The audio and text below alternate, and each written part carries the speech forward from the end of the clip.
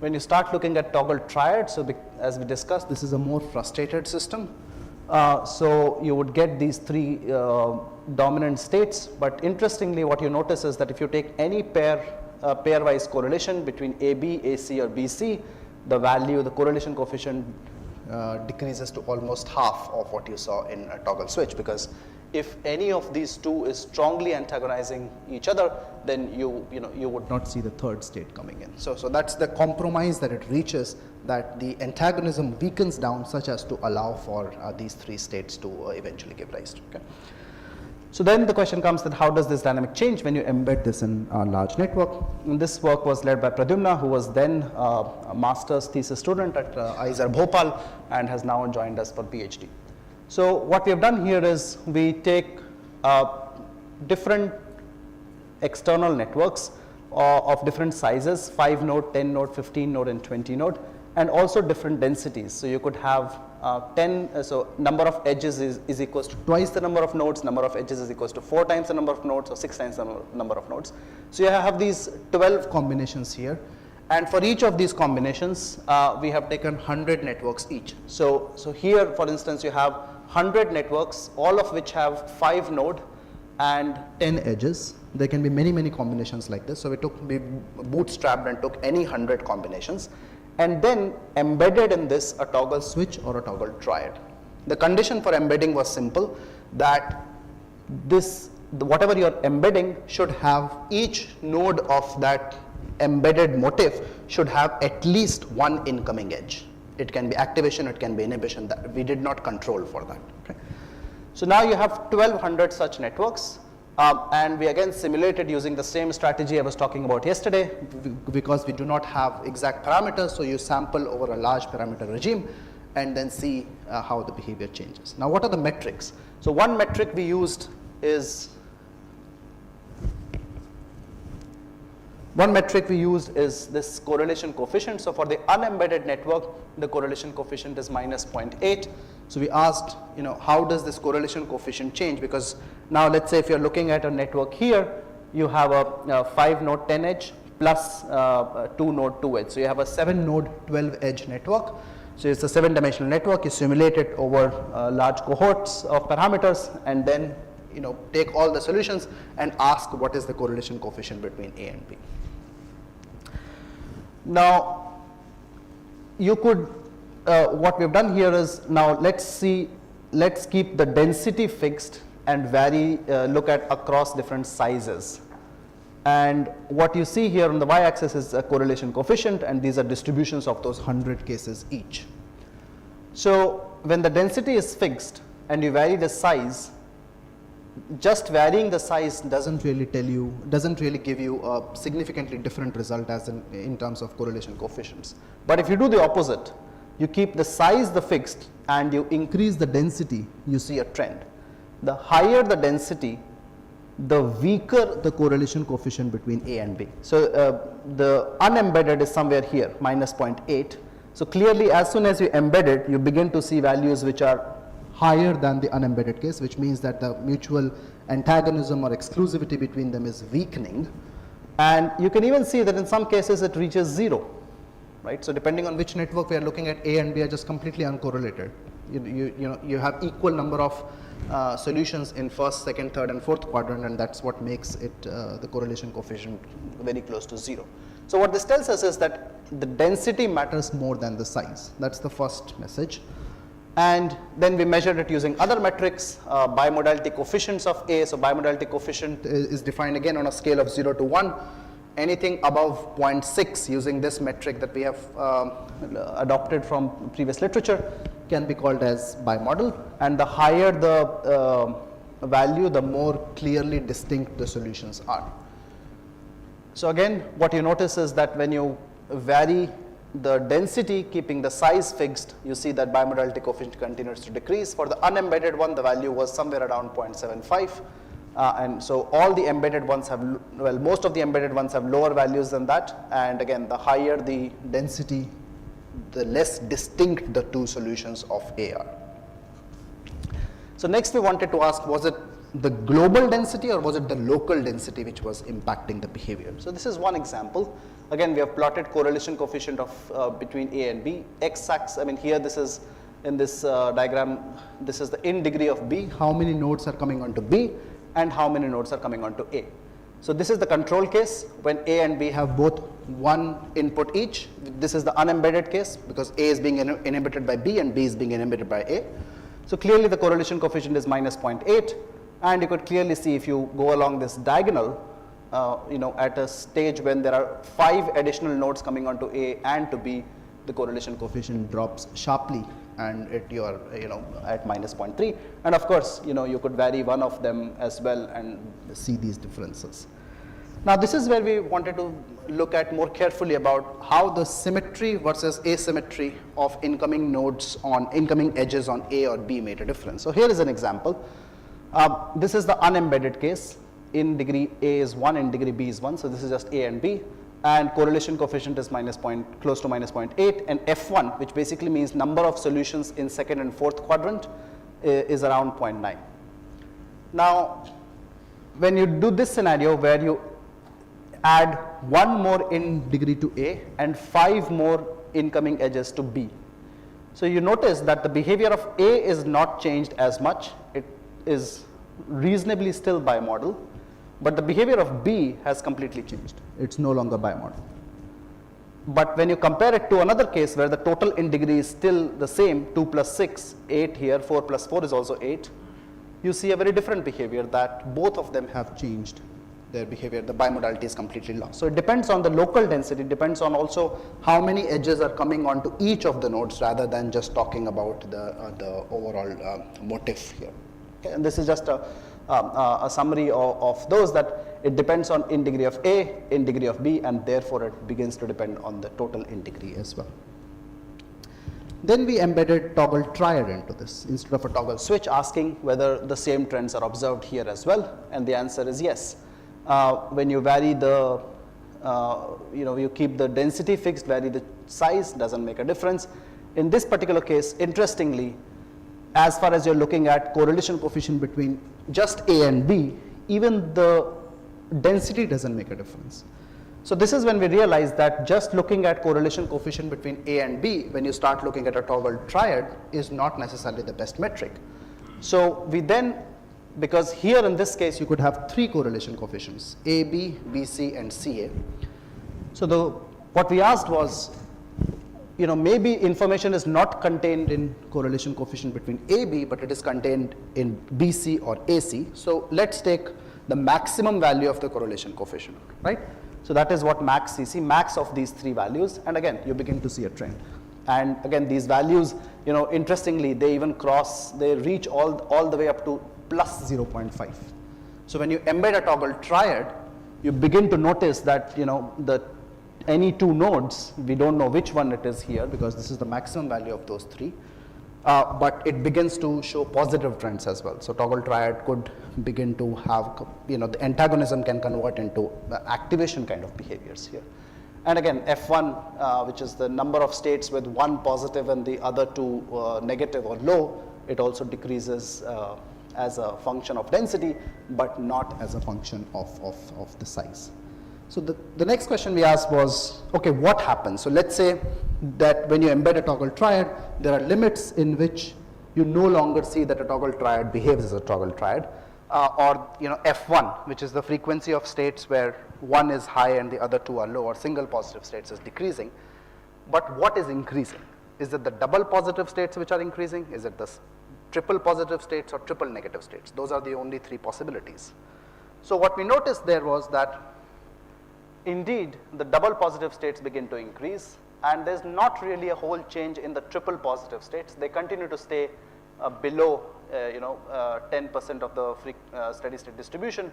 And interestingly, if you plot a ratio of single positive to double positive in the limits of higher density and higher sizes as well, you begin to see that that limit is reaching 1, which basically means that as you embed a toggle triad, what begins to happen is that the difference that we notice between single positive and double positive, that single positive was almost 1.5 times the frequency of double positive, that difference disappears, and now you have all 6 states, the 3 TH1, TH2, TH17, and also the hybrid states TH12, 217, and 117, they all begin to appear at a similar frequency. That's the only change that is happening. So embedding them seems to be enriching for those hybrid states. That's the qualitative change we are having.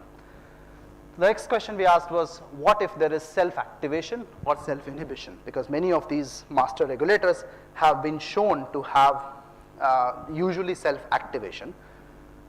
So when you do that, so this is the blue is the simple toggle switch or simple toggle triad, orange is the one with self-activation added, and green is the one with self-inhibition added on all the nodes of a toggle switch or a toggle triad. So again, what you notice is that the blue and orange are very close to each other, but green is the one where the behavior is most disrupted.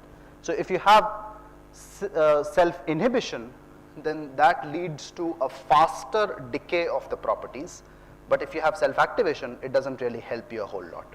Okay? So that again explains at least the observations that why some of these master regulators either have self-activation or don't have any self-regulation, but usually they do not have self-inhibition, and the possible reason behind that is because when you embed them in larger networks, you would see a faster decay, and evolution may have chosen for networks such that the resilience to embedding them in larger networks is still maintained, but when you add self-inhibition, the decay is faster. This is where we actually started looking at networks published and well curated in the literature, and we found that at least in the E. coli network, the average in degree per node is less than 3, and if you go back to the this plot, so if you look at 3 and 3 here, you're still above negative 0.5. So you're still seeing reasonably negative solutions here, but of course, even at 4 you do that, but beyond 4 nodes per 4 edges per node is when you begin to see that the toggle switch no longer remains a toggle switch if you set minus 0.5 as the cutoff. Okay? So this possibly explains why. So what this tells us is that as long as you have around 4 nodes per 4 edges per node coming in, you're still okay, and that is what the literature suggests, that in that example, in the real system, actually average in degree per node is less than 3. So that could possibly explain why these toggle switches continue to behave as toggle switches even when you embed them in larger network. Their dynamics or their mutual exclusivity patterns may be compromised, but that compromise is not so high that you would say that this is no longer a toggle switch. Okay, now let's look at some large networks. Okay. So this is one of the examples. This is suddenly we have switched from 3 nodes to 33 nodes, okay, an order of magnitude higher, and this has 357 edges. So doing ODE based simulations for this one was computationally quite expensive, so we switched to a very simple Boolean models, and Arijit will talk in much more detail about Boolean models here, so I'll just mention what is relevant here. So in Boolean models, in this case, every node can have just 2 values, +1 or -1, on or off. Okay? There are no parameters in this case, and because we do not know the exact rules that each node follows, so let's say one node has 5 incoming edges. Is it an AND gate? Is it an OR gate? Is it a more complex combination of any of them? We do not have that information. So we adopted to a very simple majority rule. We said that for every node, let's count the number of incoming edges. If the number of activatory incoming edges are more, you turn the node on. If the number of inhibitory edges are more, you turn the node off. And if the number of activations and the number of inhibitions is equal, you do not update the node. If it was on in the previous step, it stays on. If it was off in the previous step, it stays off. Okay? Very simple majority rule. Okay? Now, for a simple toggle switch, we notice that, so a simple toggle switch is you have 2 nodes, 2 edges, and you predominantly get 2 states. For a 3 node, 6 edge toggle triad that we looked at, you also get 6 states. For a 4 node, I think the toggle tetrahedron was 12 edges. You also got predominantly 6 states. So what are your guesses for the number of states in this one? This is toggle switch, this is toggle triad, this is toggle tetrahedron.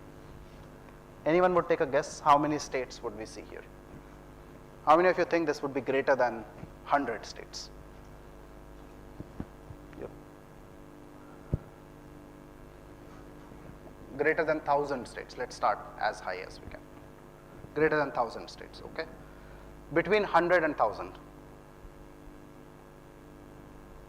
Okay? Between 10 to 100. Okay? Less than 10. Okay. So the answer is 4 states. We saw only 4 states in this network, which could, I think, which corresponded to 99 point something percentage. So in this, each column is one of these nodes. White is on, black is off, and you see the top 4 states actually correspond to the most 4 ones. The other, we plotted the top 10 ones, and you could clearly see a distinct drop in the frequency. So we were also very surprised that how is this possible that in such a higher dimensional network you have such a few number of limited states, right? So we did this analysis where we said, let's take this network and let's swap the edges between them. Okay, so you're not changing the size of the network, you're not changing the density of the network, all you're doing is changing the connections between them, and then ask how many states we get. So we did this 1,000 times, 1,000 unique non-biological hypothetical networks, and this is the distribution on a log scale. So you can clearly see there are networks where you get 10,000 states or 1,000,000 states, but this is where our wild type network lies, which has only 4 states. So there is something very, very special about the topology of this particular network, which is leading to such a dramatic reduction in the steady state space, which was not seen in any of the other networks. The next question we asked was, now let's take these 357 edges and delete one edge at a time, or change the sign of an edge from positive to negative or negative to positive at a time, and ask, does the behavior change? And the answer to that is, so this is the change of sign of an edge, and what we are measuring is Jensen-Shannon divergence, which basically tells you how far the 2 steady state distributions are. 0 means they are completely overlapping, 1 means they are completely non-overlapping. So the x-axis is when you change the sign of an edge, the y-axis is when you delete an edge. So this single dot that you see here, if you zoom in further, these are 345 cases. Only in 12 cases, which are somewhere here, you see that there is some change in the phenotypic distribution. In the remaining 345 cases, deletion of a single edge or change of sign of a single edge, one at a time, leads to no change in phenotypic distribution, suggesting that the network is reasonably robust, at least to single edge perturbations, right? So then we started thinking about what are so special properties about this network that it leads to such high robustness and it leads to such a dramatic reduction in the state space, right? Now, this is where you could again draw parallels with developmental scenarios, right? We have at the end of the day around 200 to 250 cell types in our body, right, which all originate from the same cell. But how many possible interactions are there? How many different possible interactions are there, right? So if you think of, say, 20,000 genes and say 30,000 proteins in each cell, and you only allow for, say, only these networks. So if you have a 30,000 cross 30,000 interaction matrix or adjacency matrix, you could have such a huge number of networks emerging from there. But that comes down only to 200 cell types. So there are some mechanisms which are canalizing this dramatically, such as to reduce the possibility space in a major manner and allow for only a limited number of states, right? Now, we'll come back to this network in a minute. I'll introduce another, and by the way, this network is in the context of a small cell lung cancer, which is a highly aggressive cancer, exclusively associated with smoking. The 5-year survival percentage, 5-year survival rate of this cancer is less than 10%. So it's a highly aggressive cancer, and we still do not have any targeted therapy for this. We use the usual chemotherapy, radiation therapy, and combination of that here. Please.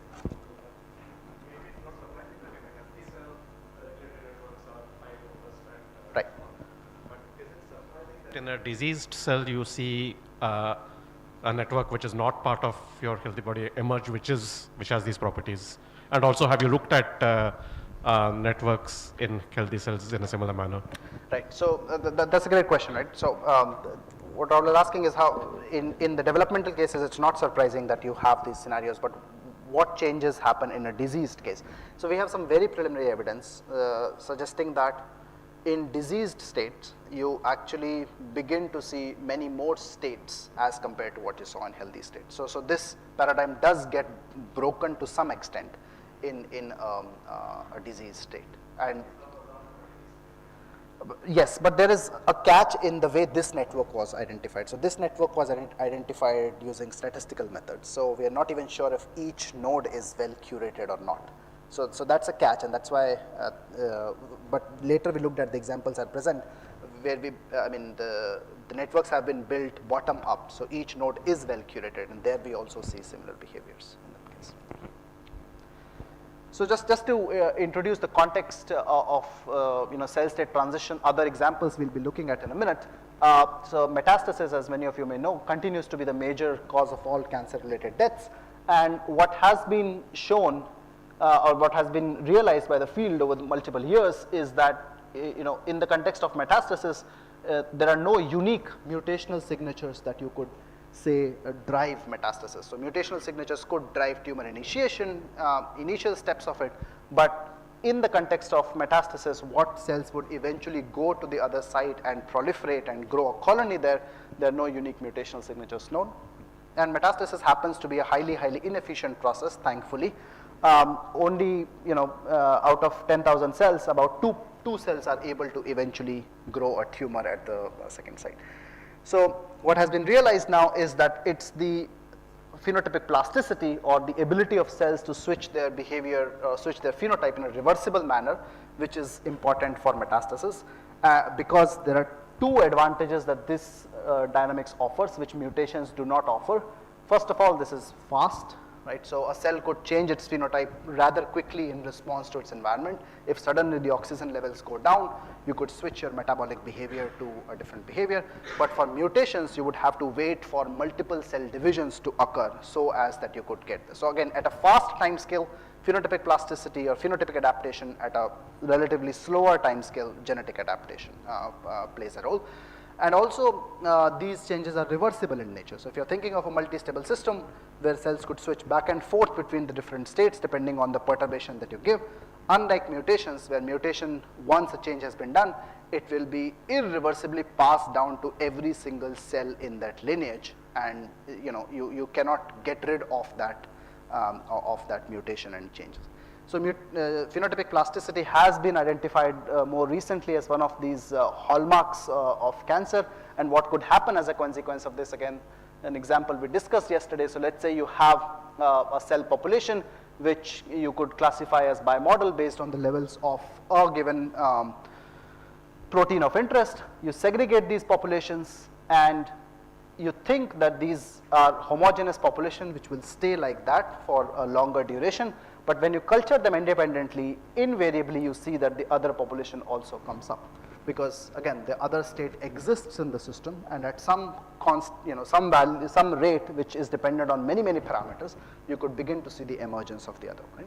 So if you're thinking of this in the context of cancer, let's say you have drug sensitive and drug resistant cells, you have, let's say, segregated them, and again you think that the drug sensitive cells will stay drug sensitive. That's not the case.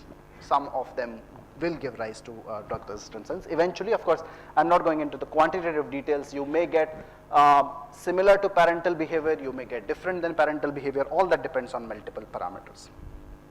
So one of the most well studied phenomena in metastasis is something called as epithelial to mesenchymal transition.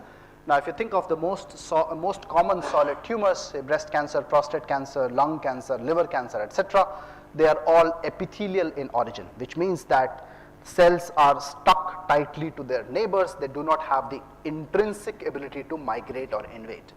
But then they gain these properties, which are usually the properties of mesenchymal cells in our body, and they begin to migrate and they breach the basement membrane, they reach the blood vessels, and they are able to enter the circulation for metastasis. Now once they reach the metastatic site, they no longer need to invade, they no longer need to migrate, they can actually settle down, they need to settle down and grow a whole tumor there, which is the exact opposite transition called MET. So this EMT and MET is what continues to drive the cycles of metastasis. And again, going back to Rahul's point, EMT and MET is not something that cancer has invented. These are normal processes that happen multiple times during development. And again, Ramre can speak much more about this than I do. So there are, for instance, in the formation of heart, there are 3 or 4 cycles of EMT and MET that cells go through to be able to form these different layers of the structure of a heart. Okay. Now, EMT or MET was largely thought of as a binary process almost a decade ago, and some of the work we did initially making mathematical models predicted that EMT was not a binary process. You could have this third state where cells are neither completely epithelial nor completely mesenchymal, which is what we called hybrid states. And there was one other paper around the same time which predicted the same things, looking at a slightly different network, and suggested that this could be a stable phenotype that cells can maintain in addition to completely epithelial and mesenchymal. Now the implications of this are strong because these cells had a different phenotypic behavior, which is collective migration, because you have not completely lost adhesion, but you have gained the property of migration and invasion. And in the past few years, it has been now shown that collective migration is the predominant mode of metastasis when cancer cells leave as clusters instead of leaving as single cells. So over the past 10 years or so, what people have identified is that yes, these hybrid cells exist, and you could have more than one hybrid states, and these hybrid states are actually essential for tumorigenesis. If you get rid of these hybrid states, tumor formation goes down. And interestingly, these hybrid states have been suggested to be most plastic or most easy to switch from as compared to completely epithelial or completely mesenchymal. So the current paradigm is that yes, you have these multiple states in between, and those states happen to be most aggressive, most drug resistant, most metastatic as compared to extreme epithelial or extreme mesenchymal, because they are most adaptive. Okay. So the question we then started thinking was that why are these cells most adaptive? Right? Can you explain this based on the network structure? Okay.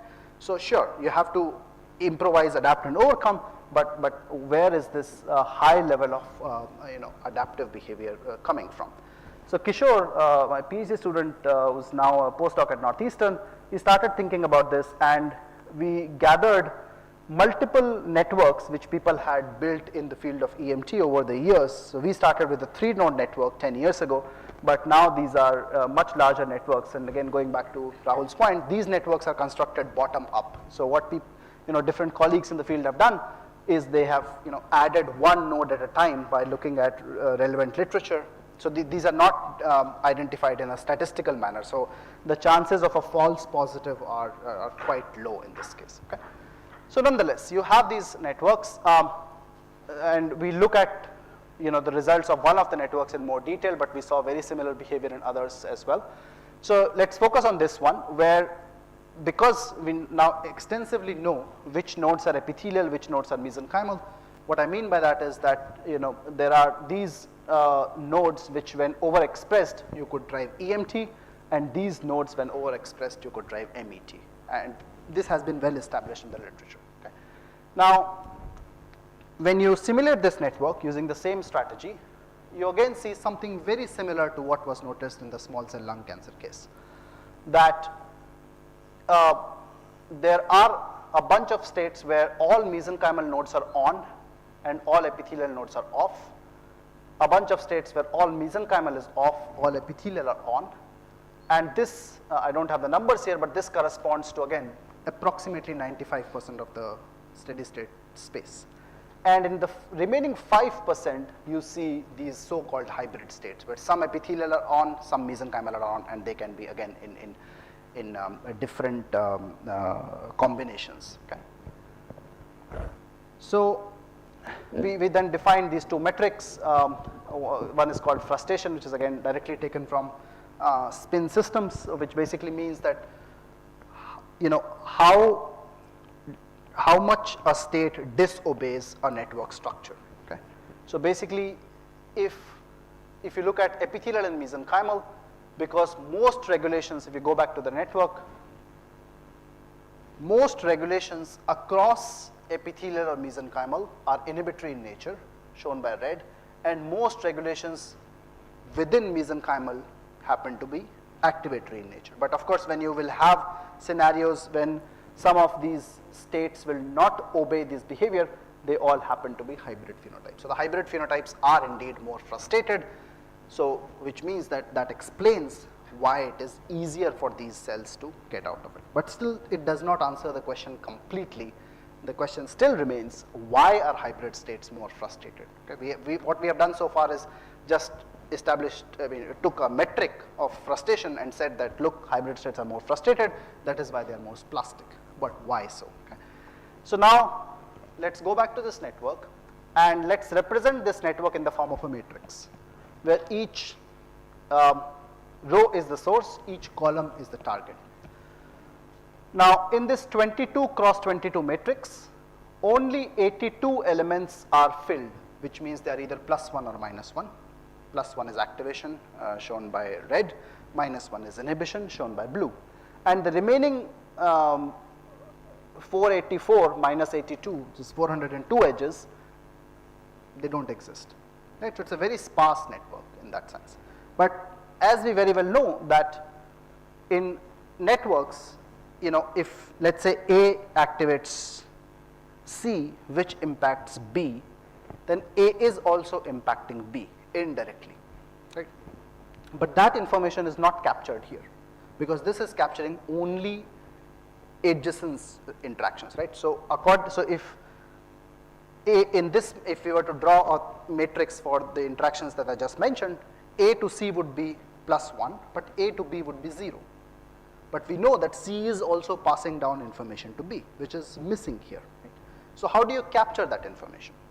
You capture that information by multiplying this matrix to itself. So that now you capture all, you know, you take one step and then you take the other step, and so on you can. So now if you multiply this matrix to itself many times, and of course normalize it by the path length. So the longer the path length, the less the weightage given to that path. Okay. When you do that, you see an interesting behavior, that every epithelial node effectively, when I say effectively, I'm basically taking all the paths that go from one node to the other node and collapse them onto one path. Okay. Every epithelial node effectively activates every epithelial node. Every mesenchymal node effectively activates every mesenchymal node. Every epithelial node effectively inhibits every mesenchymal node, and every mesenchymal node effectively inhibits every epithelial node. Okay. So it's a very simple structure. You're back to a toggle switch. It looks like a very complicated network, but you're back to a scenario where basically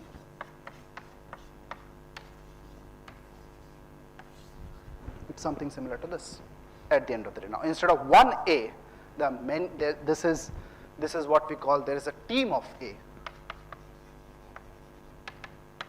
or instead of one B, there is a team of B. But that's the only difference, right? Now the question comes that, can this then explain why we saw such a reduced dimensionality space. Okay. And again, we did the same analysis. We asked, if you randomize the network edges, if you generate non-biological hypothetical networks, what happens to team strength? So you could define team strength as basically an average of these four numbers, of the mean of these four numbers, magnitude of these four numbers on a scale of 0 to 1. So this is where the wild type network lies. It's around 0.7 on a scale of 0 to 1. And this is the histogram of 1,000 such networks, and you can clearly see only a few networks. I think wild type was around 96th percentile.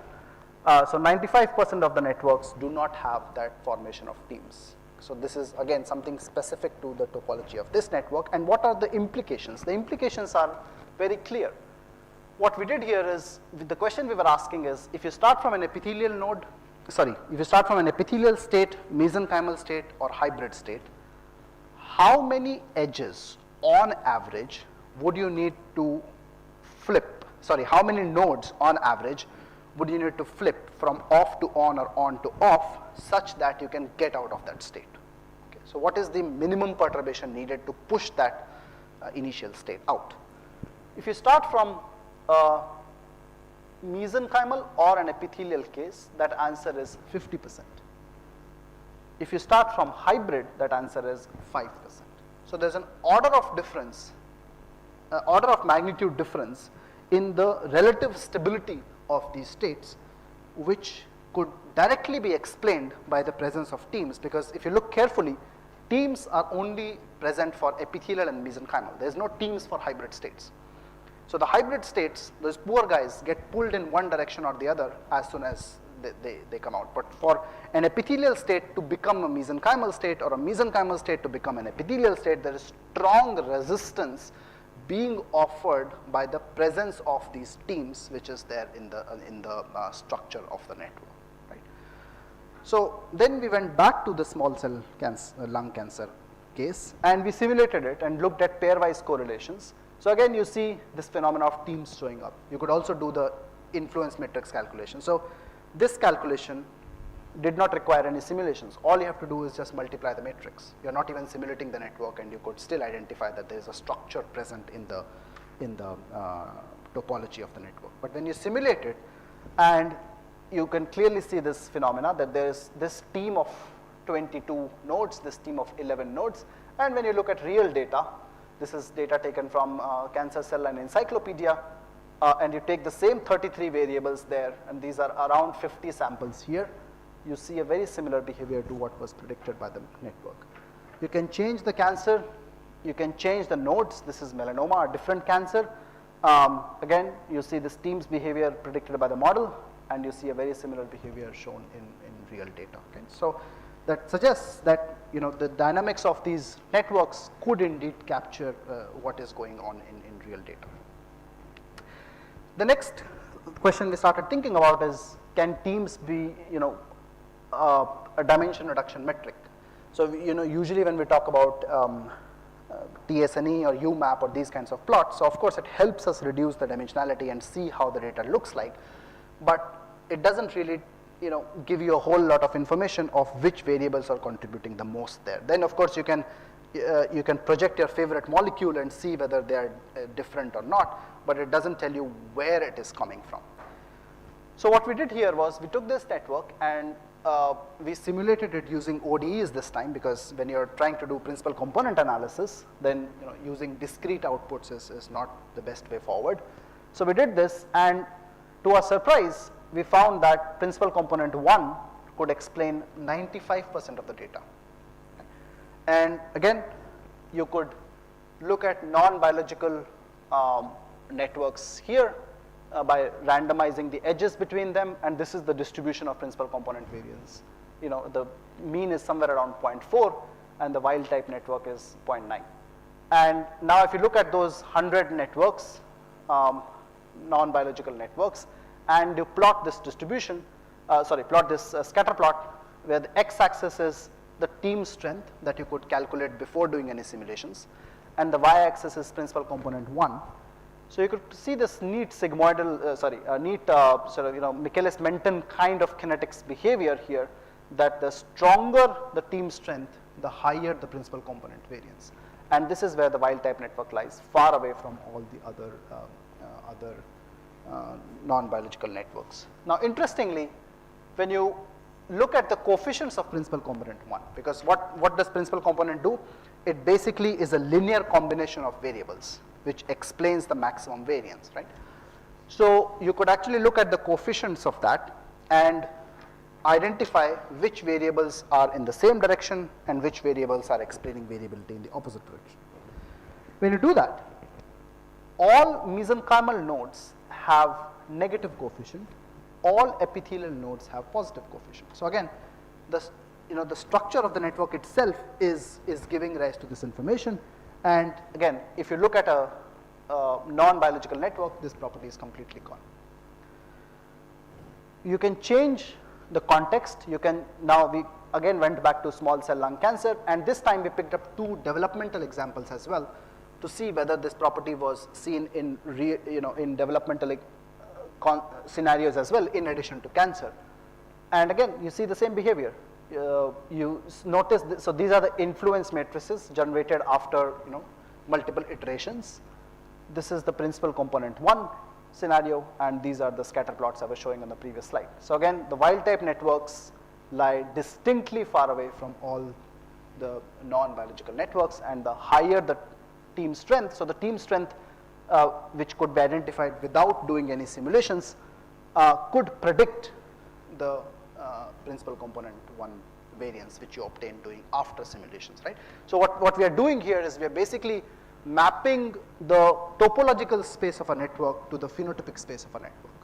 Right? So what we are saying is that topology is containing enough information that you could predict at least the most frequent phenotypes. Okay. So then we started thinking about, can we generalize this idea? So what we have done here is, let's take a 10 cross 10 matrix, which will follow the teams paradigm, which basically means that in these 2 5 cross 5 parts of the matrix, you would have only activation. So each member of a team can activate the other member of a team, and each member of a team could inhibit the member of the other team. But we don't fill all of them, right? So here, each of these 25 values here and each of these 25 values here in the blue part, they are either +1 or 0, which means that you are either activating the other member of the team or not activating. And each of the elements here in these 2 cases is either -1 or 0, which means that you are either inhibiting other member of a team or not inhibiting. Okay. Now let's say you have a 25% density and you equally distributed in cases, so which basically means out of 25 you have around 5 edges here, so this is 20%, sorry, 5 edges which are present and 20 edges which are absent, and so on. You can do this analysis and you could generate many such networks. When you do that, and the question we asked is, how is the relationship between team strength and density? Now this was again, as I said, for a given density you can have multiple such networks, but if you take the average behavior and you plot it, you see there's a neat sigmoidal trend here with the coefficient around reaching around 3, so some cooperativity going on here, and the threshold is around 0.2. So at density which is only 20%, you are reaching team strength of almost 0.5, right? So which means that you don't really need every single member of a team activating other members of a team or inhibiting members of the other team. 20% is good enough. 20-25% is good enough that you reach the team strength of 0.5. Okay, and that will. And again, here again, when you plot density versus principal component 1 variance, you again notice a similar sigmoidal behavior, and at 20% your principal component variance is around 65% already. Right? Now, again, if you go back to the EMT network, that was 22 and 82 edge, right? So what is the density? The density here is 82 by 22 cross 22, which is around 20%. and in this 20% you were already seeing this behavior, right? So if you look at real networks, you could map those behaviors here and say that yes, these are matching those trends in general. Now, you could also think of teams of cells in a tissue, right? It's a general concept that you could change the time scale or spatial scale at which you are talking about. So here is one other example we had looked at earlier before we came up with this concept of teams, but it actually fits in very well, is that there are these two kinds of macrophages present in the tumor. M1 macrophages which actually eat up the cancer cells, and M2 macrophages which do not eat up the cancer cells. And epithelial cells and mesenchymal cells could secrete different cytokines to push monocytes, which is the common progenitor, to become M1 or M2. And M1 and M2 macrophages could secrete different cytokines to push epithelial cells to mesenchymal or mesenchymal cells to epithelial. Okay? If you look at all these interactions, what we noticed was that whenever there were epithelial cells, you saw a predominance of M1 macrophages, but when there were mesenchymal cells, you saw a predominance of M2 macrophages. And again, if you just represent this dynamics through formation of teams, this idea becomes very clear. So what we are thinking at this point is that, can teams be, the concept of teams be one of those driving principles which explains why you see so few phenotypes despite a huge number of interactions. Again, I'm sort of trying to draw parallels with the protein folding problem, that you could have so many different interactions in there, but the system is looking to reach a minima of energy.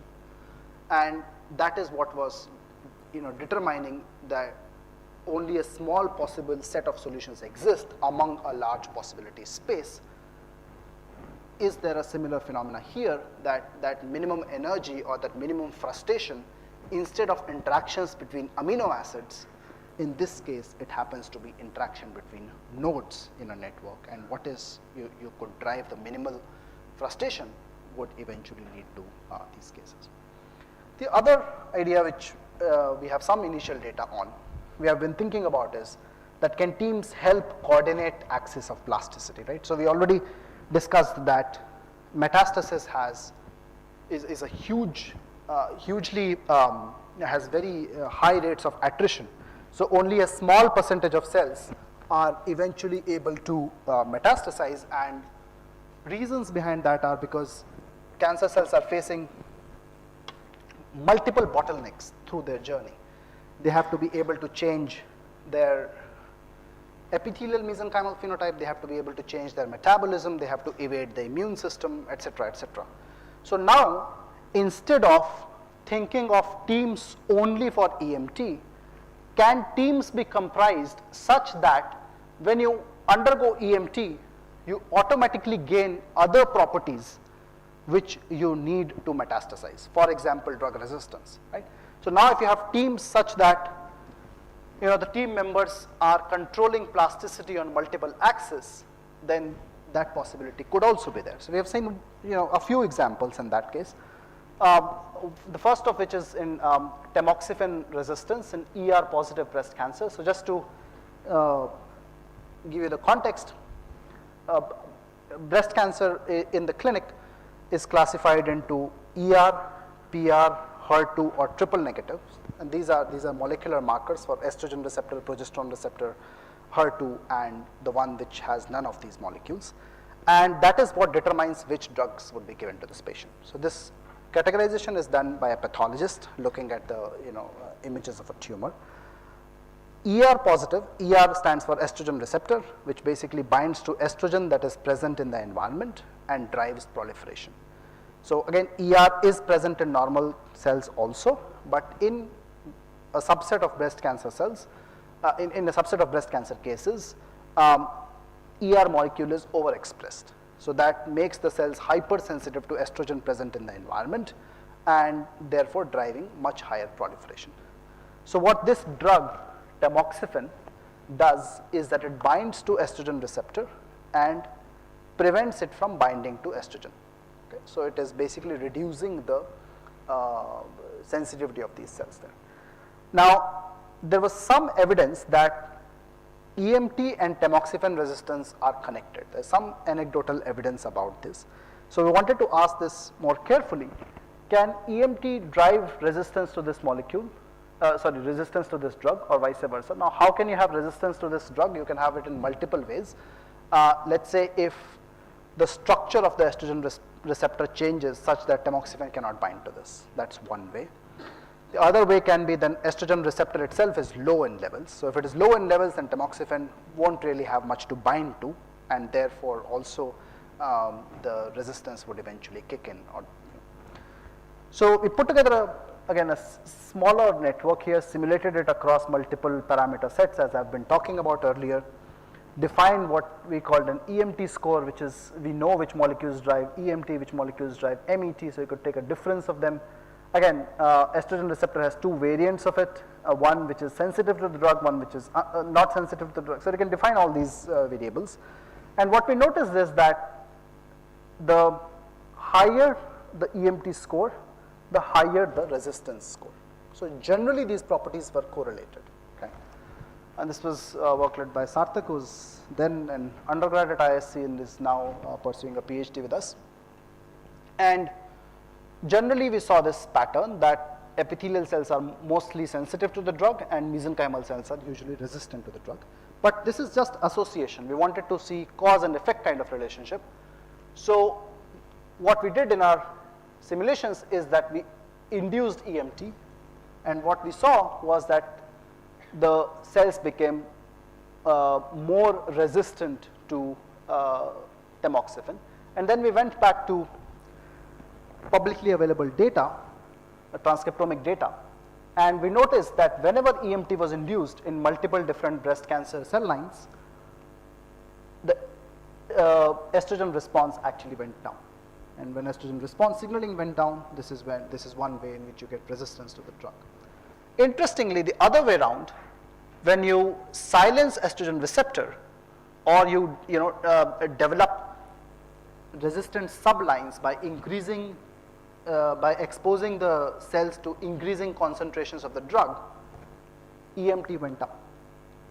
Okay? So process A is driving process B, and process B is driving process A.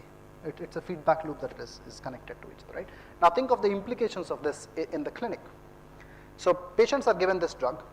Of course, a large proportion of cells will die, but a small proportion of cells, which we do not know the number of, they have the potential to become more metastatic than what they were before treatment of the drug.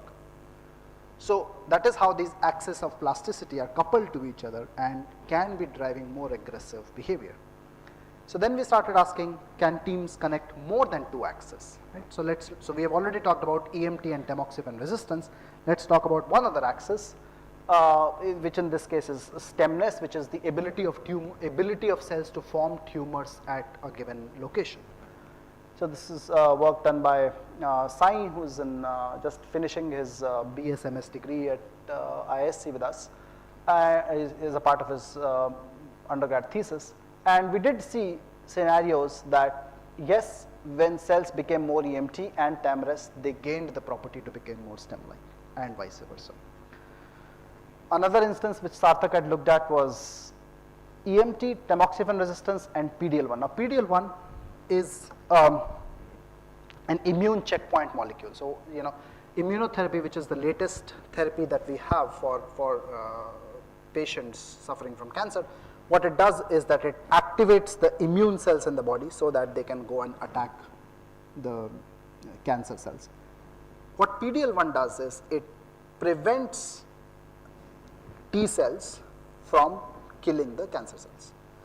So if PDL1 levels go high, then you may have T cells present, but they will not be able to kill the cancer cells. Okay? So again, we see scenarios here that when estrogen receptor is silenced, EMT goes up, but in addition to that, PDL1 also goes up.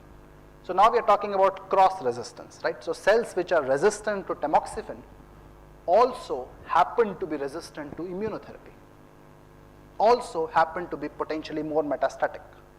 So all these properties seem to be connected. So it's not surprising what we sometimes observe in the clinic, Because if you look carefully at the network structures, the way these molecules are connected would drive those phenotypes simultaneously, such that you can turn any one knob and the other knobs automatically get turned on, and therefore you see a coordinated movement of cells in that high dimensional plasticity axis towards a higher fitness phenotype in general. Okay.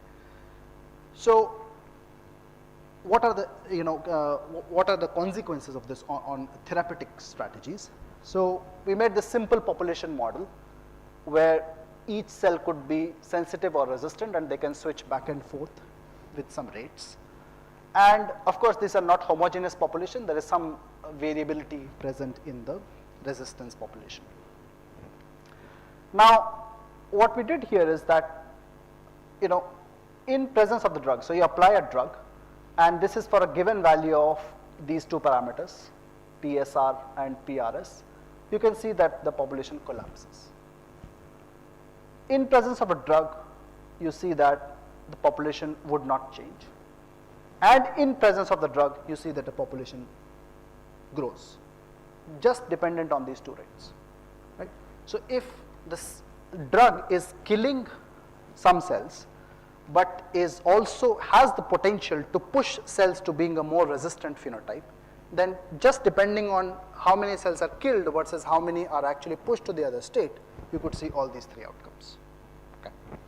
So then what you could do is you could, we are now collaborating with our colleagues to see whether what we are now suggesting is that you should give tamoxifen together with EMT inhibitors. Because if tamoxifen is driving EMT, let's give that together with the EMT inhibitor so that that side effect of the drug can potentially be minimized. So that is still ongoing experimental validation, and similarly we have other suggestions for combinatorial strategies based on looking at a mechanistic understanding of how exactly these transitions are happening. Right?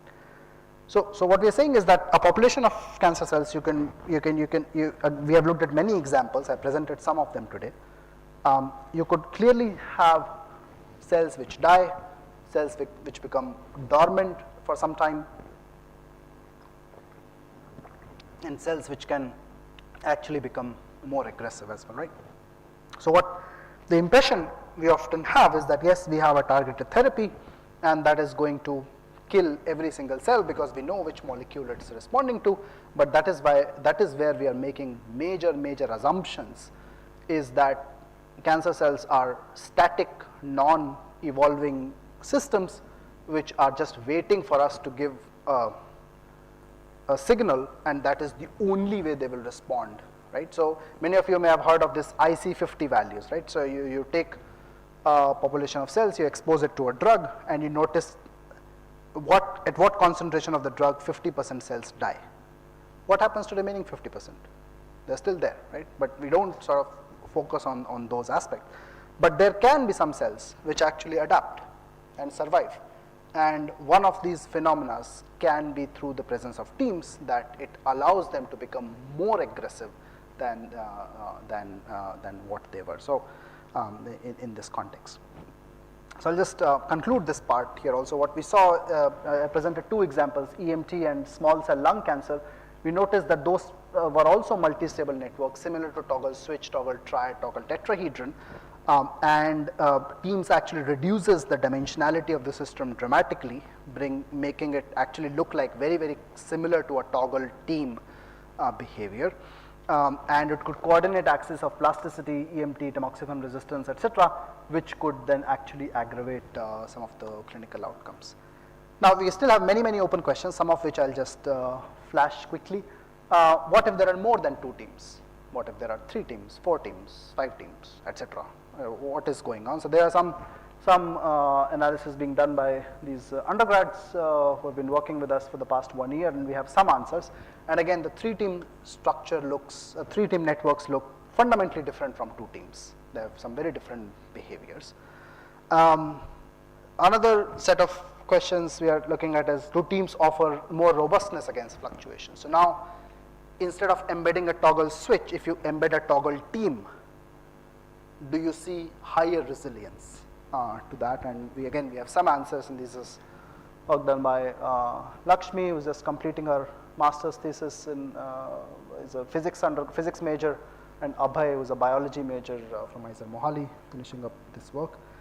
And so far, all the examples we have looked at were cell autonomous behaviors, right? So what happens to a cell if it were making a decision sort of independent of its environment, right?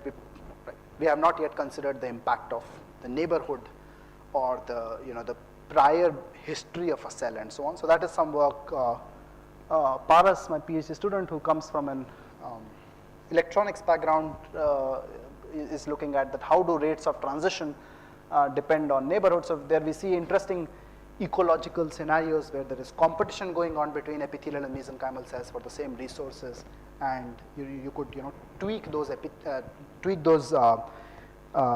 competition parameters to drive a population towards different distribution.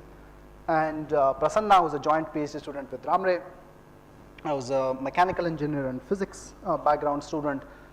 We have been working on how does a spatial heterogeneity impact cancer invasion. So now if you have the same number of epithelial and mesenchymal cells, but then you just arrange them differently in space, does it impact how cells move, how cells invade? So we have some interesting answers that the answer is actually yes, it depends on how they are spatially organized as well.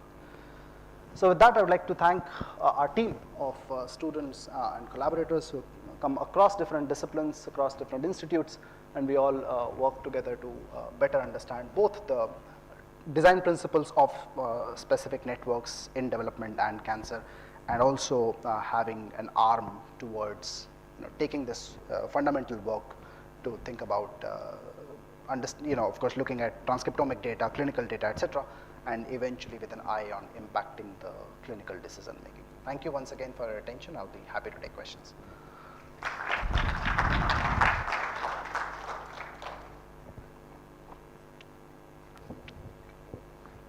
So, any questions?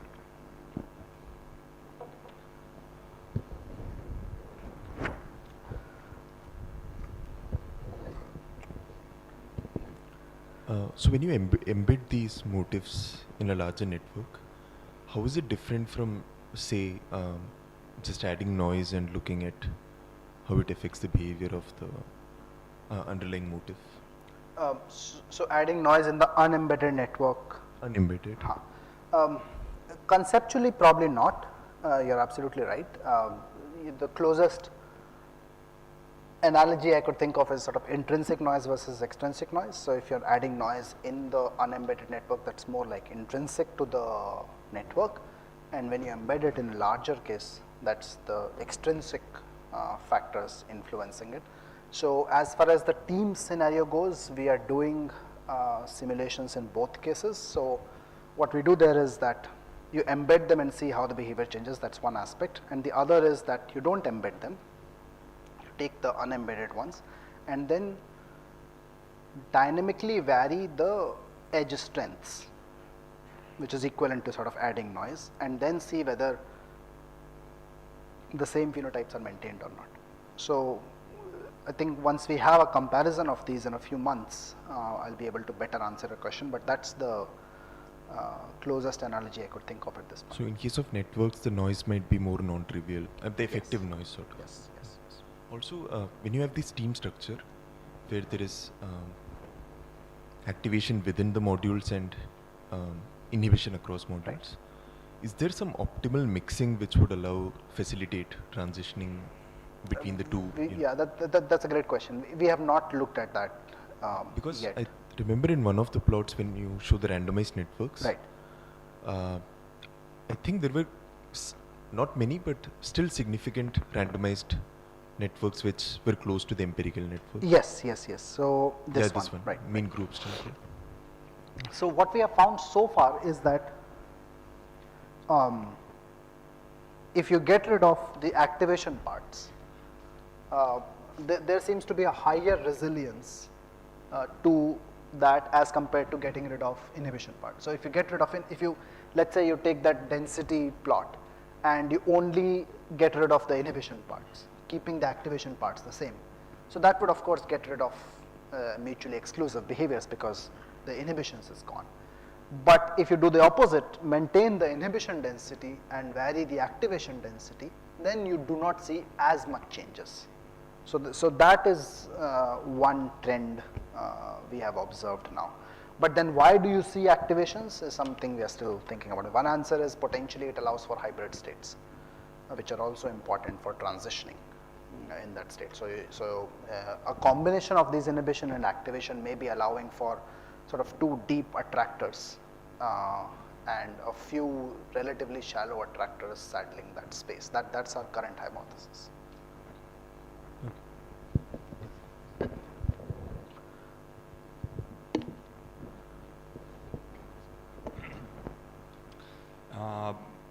Yeah, I was kind of very interested in this teams concept. Like when you had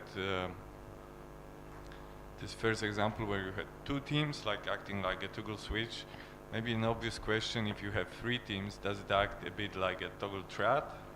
Yes, generally speaking, yes. That's what we see. So in a three team. So let's say which we have seen in a toggle triad also.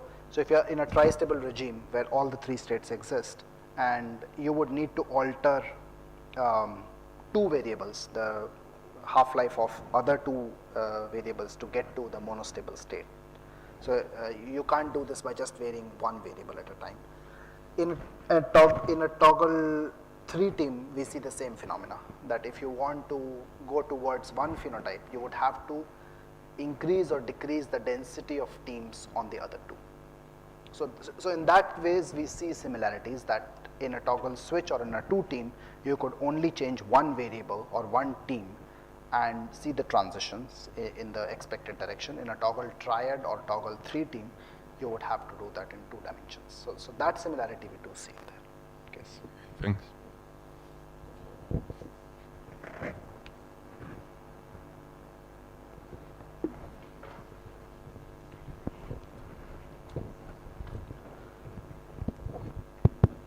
Hi Mohit, so I think we discussed this with your former PhD student who's now moved to Northeastern about this. So the concept of teams is very similar to the concept of modules, which occurs in other biological networks.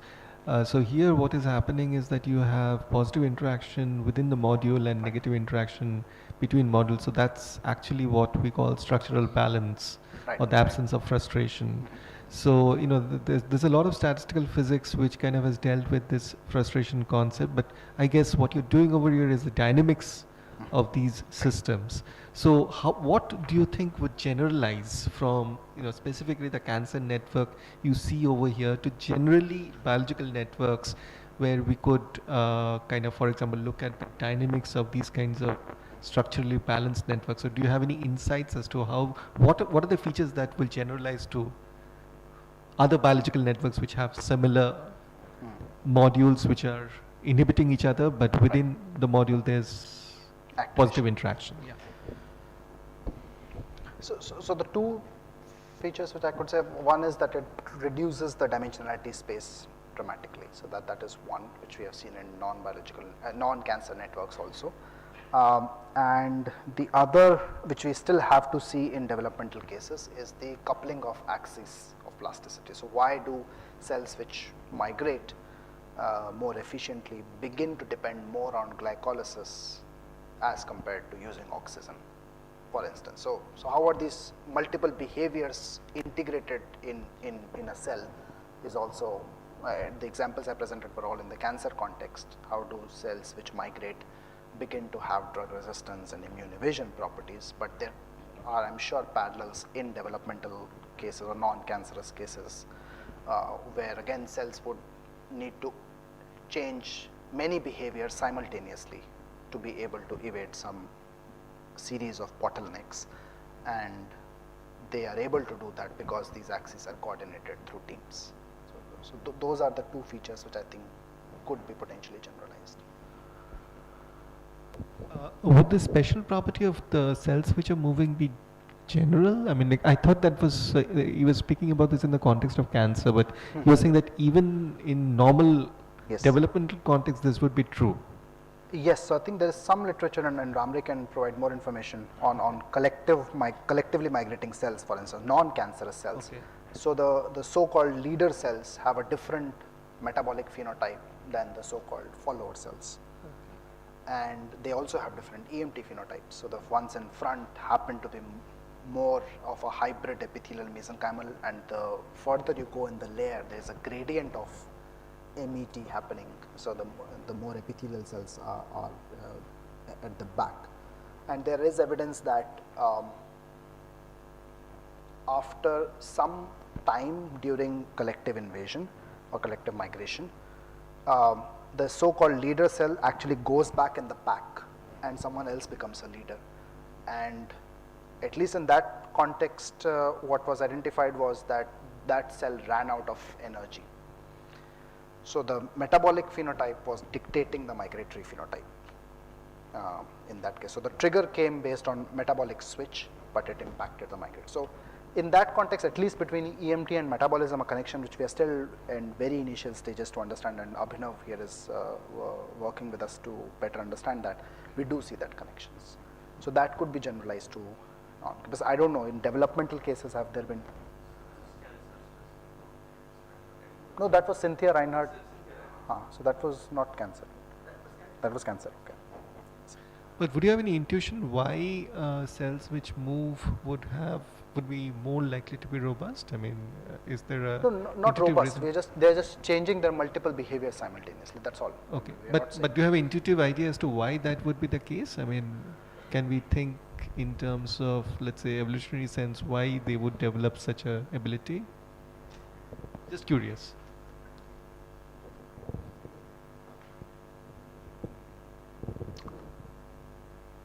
I mean, possibly because that's the way they would survive, at least again in the context of cancer, that's the way they would survive metastatic journey and eventually grow metastasis there. But because other cells are not able to, and it remains to be a highly inefficient process anyway. So given the statistics there that only 1 in 10,000 or 100,000 cells is able to metastasize effectively, it is possible that among the large couplings, one of those possibilities which is realized happens to be that case. But yeah, across other contexts, I have not looked at or thought more carefully about that.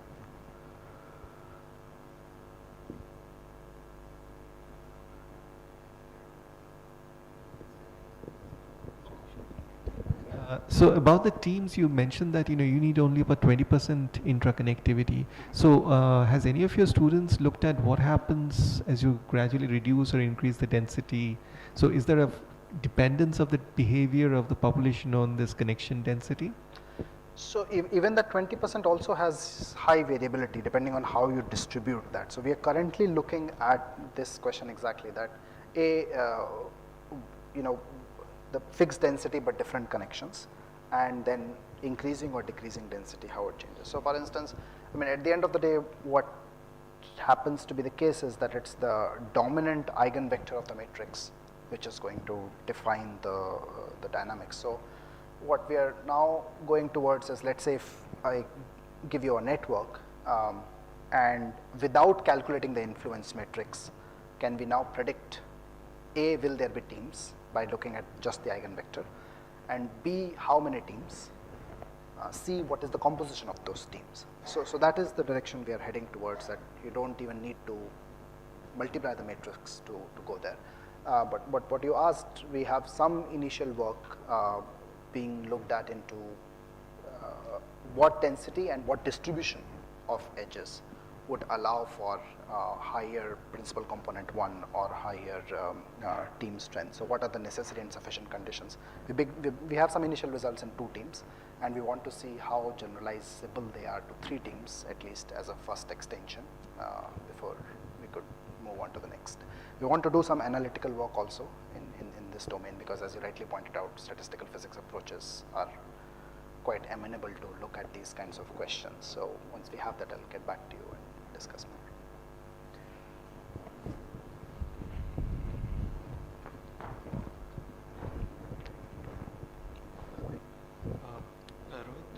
Mohit, regarding the, there was a slide on the number of attractors that you got with the 32 node network, right? So you said there are only 4 attractors. Right. Sorry. So is it only the fixed points, or Sorry. there were? One second.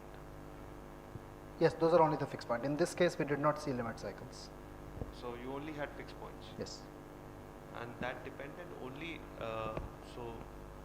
and this is dependent on the fraction of activating and negative inhibiting links, or it is independent of that. No, this network is fixed. We are not. This network is fixed. Okay. And this we did asynchronous update, so maybe that's why we didn't see limit cycles. Ah, okay, great. Thanks.